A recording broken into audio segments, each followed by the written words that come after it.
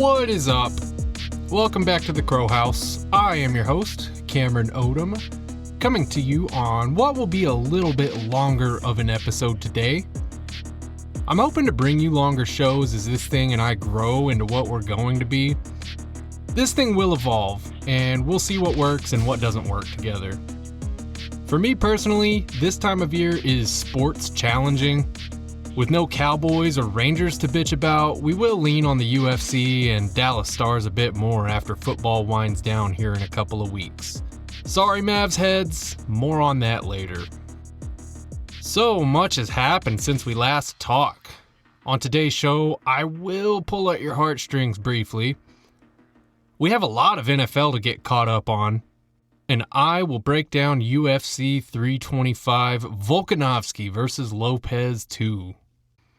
Okay, I'm gonna stop talking to you like I'm your host for just a moment and start talking to you like you're my friend. Because I need to trust you to let me be vulnerable right now. No judgment, tree of trust, all that shit. Instant mashed potatoes. Am I the idiot here, or did you guys know about this?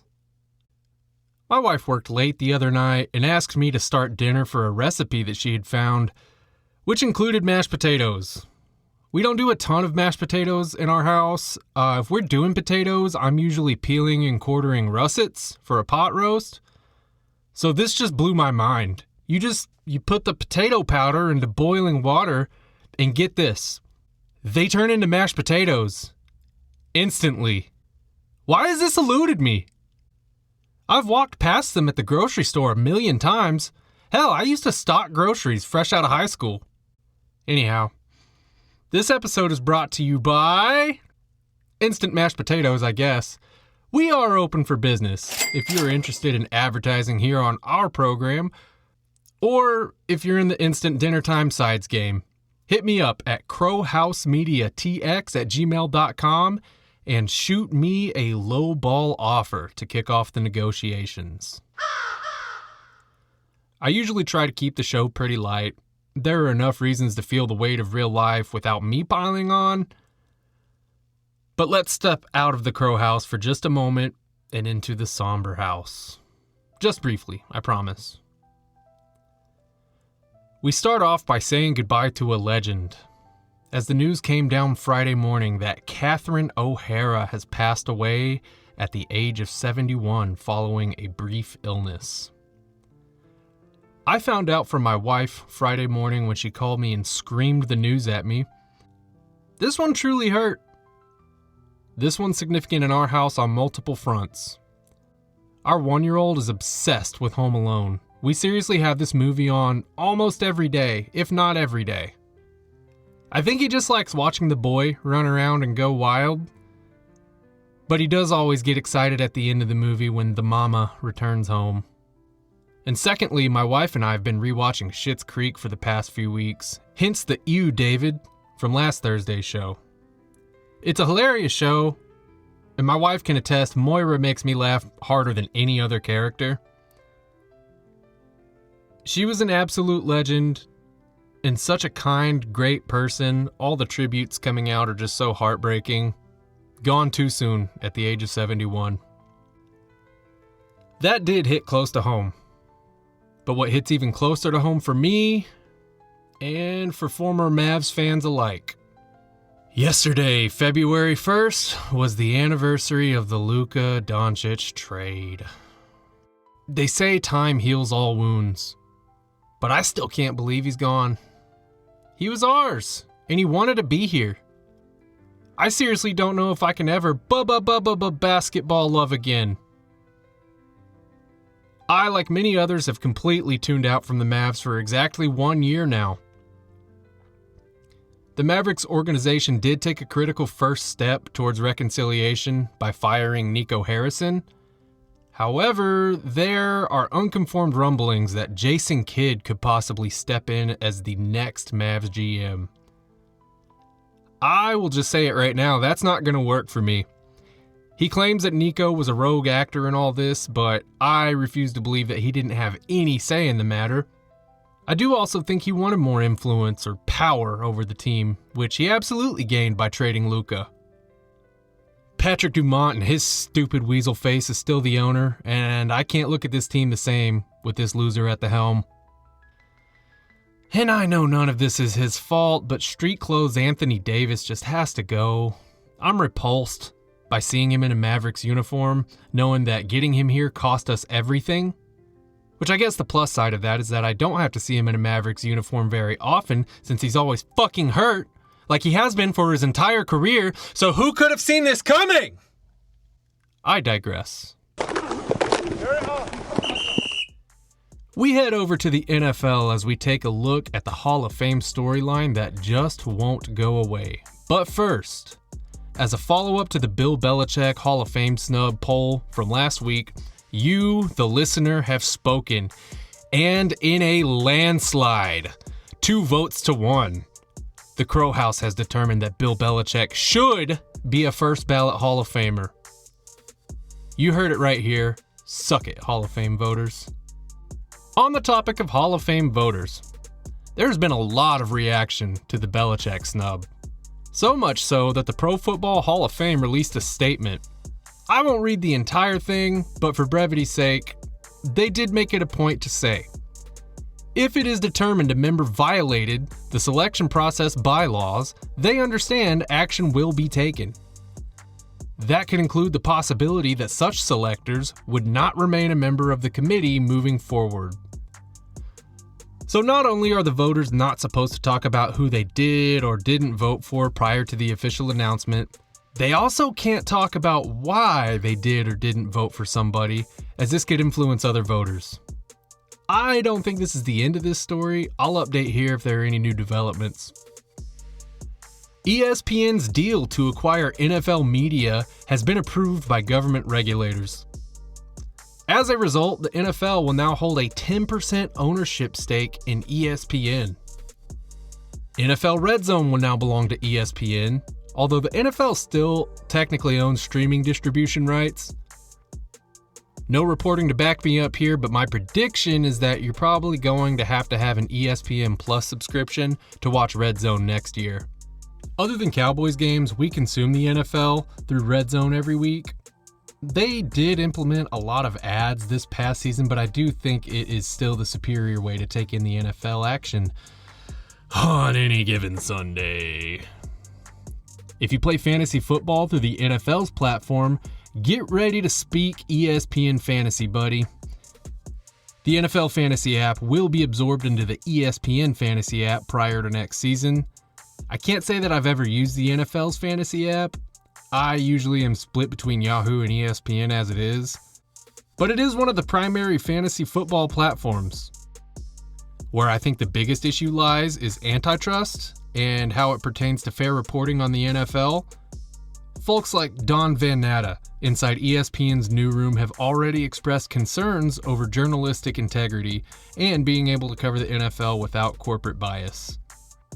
Specifically, news or exposés the league or team owners don't want to get out to the public.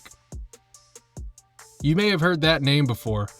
Van Natta has been on the front lines reporting NFL scandals, such as that dirtbag Dan Snyder using the Washington Redskins as his own personal piggy bank, and exposed all kinds of mismanagement of the team. He also broke the story on Deflategate. He reported on it and broke it down as it unfolded. But his biggest local tie, of course, was that he was the journalist that first reported in 2022 about Jerry Jones' paternity case. I won't get into it here. That was pretty explosive, and that case has since been settled. My fear about this media deal is that ESPN journalists will be disincentivized to report on stories on the NFL if it could hurt the public perception of the league. The Seattle Seahawks will reportedly go up for sale after the Super Bowl, so what is the deal here? Former Seahawks owner Paul Allen passed away in 2018 after owning the team for 21 years. Ownership of the team then shifted to his estate and is being managed by his sister, Jody Allen. The timing of the Super Bowl appearance couldn't be better for the Seahawks' brand value. Potential suitors see the team as low risk based on their on-field performance, And the Super Bowl media whirlwind is great for media exposure. Early estimations have the team projected to sell for somewhere in the neighborhood of $7 to $8 billion, which would be a record for an NFL franchise. The Commanders set that high water mark in 2023 as they sold for just over $6 billion. So who's going to buy the Seahawks? Is it going to be Jeff Bezos? Don't tell me it's going to be Jeff Bezos. Stay tuned. Now let's turn our attention to the Octagon as we had another numbered event this past weekend. That's 2 in 2 weeks, ladies and gentlemen. That's unheard of. As you probably gathered by my discovery of instant mashed potatoes, I am an idiot. Did you guys know that Australia is 17 hours ahead of us? My mind doesn't comprehend that. Why didn't they warn us about the Luka trade? I had some connection and streaming quality issues on Paramount this time around. I kept getting a prompt that said, "Uh-oh, an error has occurred, but we're working on fixing it." And I would then have to exit out and go back into the fights about every round and a half. I'm not 100% sure what caused the technical difficulties, but early reports show that my recap last week grew the sport too much too fast. Sorry guys. As a production note, I did actually really dig the coach interviews in the locker rooms. I know the general public perception that MMA is the modern day gladiator blood sport, so I think anytime they can show that there actually is a lot of thinking and strategy or fight IQ makes the sport more palatable for newcomers. Let's dive into the main card. Fight! We start out with a little Aussie on Aussie crime as Quillan Sawkilled faced Jamie Mullarkey. Opening up, the fighters exchanged takedowns, each of them popped right back up. Sawkilled gets his hand clasped behind Jamie Mullarkey's back and lands a huge hip toss that started as a step-around trip. He secures the back and sinks in the rear naked choke with ease. Wham, bam, thank you ma'am. That was a quick and dominant fight.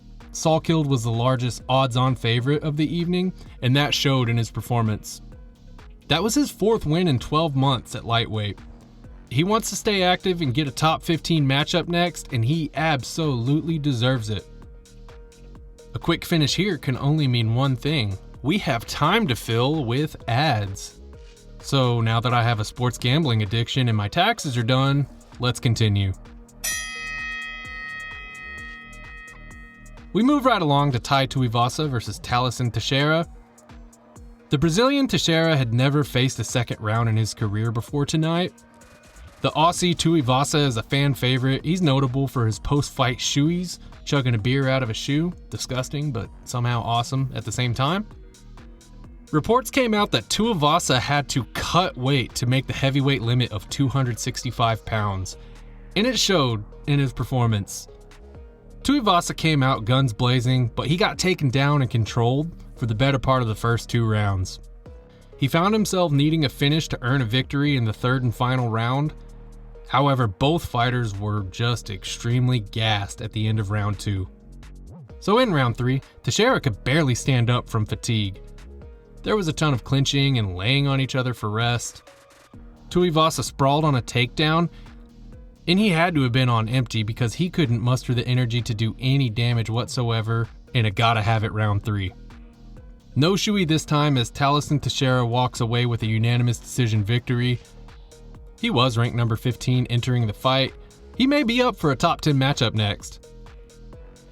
I know these heavyweights are super dangerous in the first round. The big boys hit hard, but they get tired so fast. It did suck pretty much getting only 2 rounds out of this fight. The third fight of the night had Rafael Fiziev taking on Mauricio Rufy. This is the fight I was most excited for entering this card. You have 2 dynamic, high-octane strikers, each on the brink of contention. This was a super technical matchup through the first round. Fiziev was pushing the pace and backing Rufy up. Fiziev was landing more shots, but the less powerful shots, while Rufy landed fewer, but more damaging shots. Rufy's counterstrikes looked extremely crisp. In round 2, Rufy cracked Fiziev with a long-range counter right hand that staggered Fiziev badly. Fiziev, doing everything he could to stay on his feet, got cracked again, and that dropped him. Fiziev was trying like hell to scramble and stay in the fight, but Rufy swarmed him and earns the stoppage and a TKO victory. I was very impressed with Rufy's ability to stay patient and snipe from a distance. He's a bona fide contender on the rise. Give this man Paddy Pimblett or Arman Tsarukyan next. And now for the co-main event of the evening. Dan Hooker versus Benoit Saint-Denis. This one got started with a frantic pace right out of the gate. Dan Hooker was winning the stand-up exchanges early, hurting Saint-Denis with kicks to the body. Saint-Denis tried desperately to grapple, but Dan did a nice job of countering with well-timed head kicks. The tide did turn in the middle of round 1 and Saint-Denis landed some big shots, cutting Dan Hooker and taking over that round in my opinion. Dan Hooker tried for a couple of guillotine chokes, which Benoit was able to roll out of. Perhaps Arman Tsarukyan gave us the blueprint for rolling out of Dan Hooker's guillotines. In round 2, Dan Hooker tried a takedown and landed on the bottom. Saint-Denis had several submission attempts. He landed in a triangle choke position from top mount. He had a gnarly arm lock in which I thought Dan was going to get his arm broken. Saint-Denis ended up with a deep arm triangle, and I thought Dan Hooker was either going to get choked unconscious or tap. Somehow he survived that attempt, but Saint-Denis started raining down the 12-6 elbows from the top, and they kept coming, and coming, and coming. Where the fuck is Herb Dean? Ah, there he is. This one ends with a Saint-Denis TKO victory.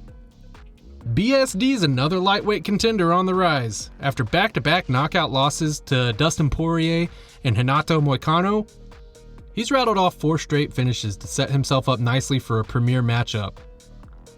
Lightweight is just so freaking stacked though, so I think he's at least 2 wins away from a title shot if you ask me. And now, the main event of the evening. Alexander the Great Volkanovski versus Diego Lopez in a rematch. Alright, I don't care. I'm gonna say it. Diego Lopez has the ugliest haircut, tattoo combination in UFC history, but both of these guys are just so damn likable. I said it before the fight, I'm appreciating Volk while we have him. I was pulling for him to win so he can continue to fight. That's no shade on Diego. I think he'll be the champ one day. Overall, I thought this was a kickboxing masterclass by Volkanovski. It was apparent that these guys are buddies though. They shared a laugh in there a couple of times.